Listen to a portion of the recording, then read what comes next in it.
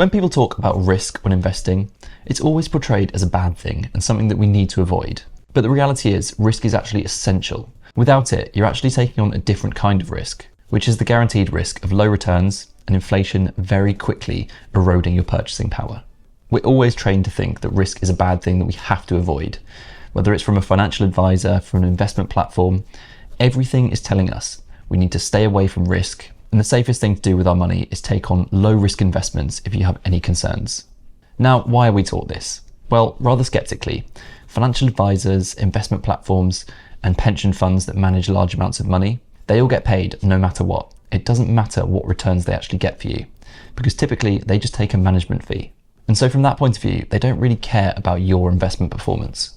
So-called riskier assets are typically more volatile, so they have big swings up and down. And that means if you don't really know what you're investing in, you can get easily spooked. So if wealth managers and financial advisors invest in these volatile, risky assets, although there's the potential for much higher returns, clients might not feel comfortable with this because they don't fully understand it. And if you see your investment portfolio down 1 month, the first person you're going to complain to is the person managing that money.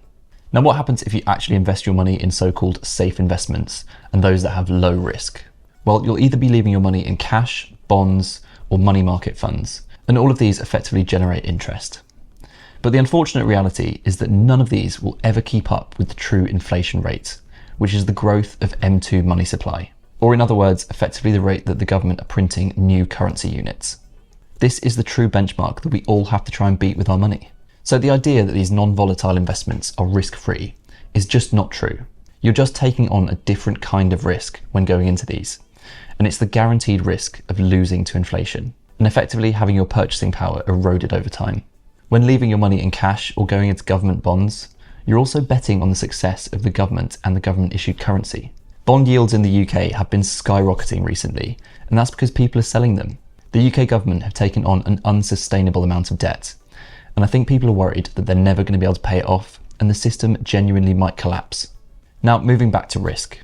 People typically assume that taking on a high-risk investment means that you're effectively gambling. And that, again, is just not true.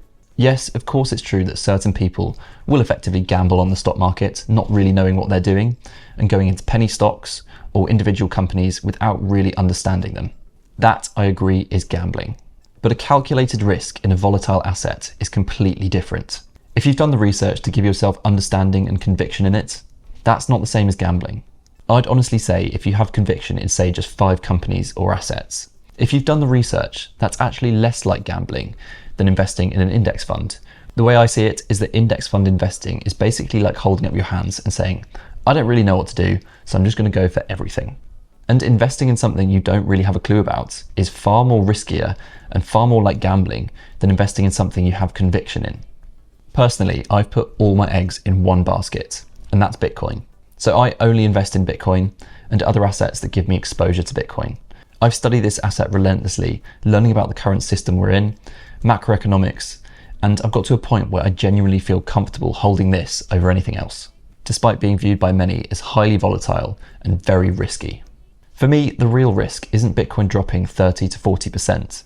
The real risk is keeping my money in the legacy fiat financial system, where governments and central banks can endlessly print new currency units, devaluing all of our savings, and also the potential that it could completely collapse because of this unsustainable debt.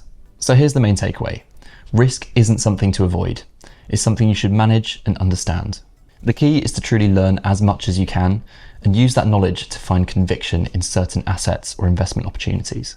You're just not going to improve your life by sitting back and chasing low-risk, safe investments, which guarantee you losing out to inflation. And just remember, wherever you put your money, nothing is risk-free.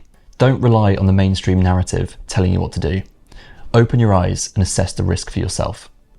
Now, if you enjoyed this different style of video, please do me a favor and drop a like down below. Also, subscribe if you're new to stay up to date with all my Bitcoin and financial related content.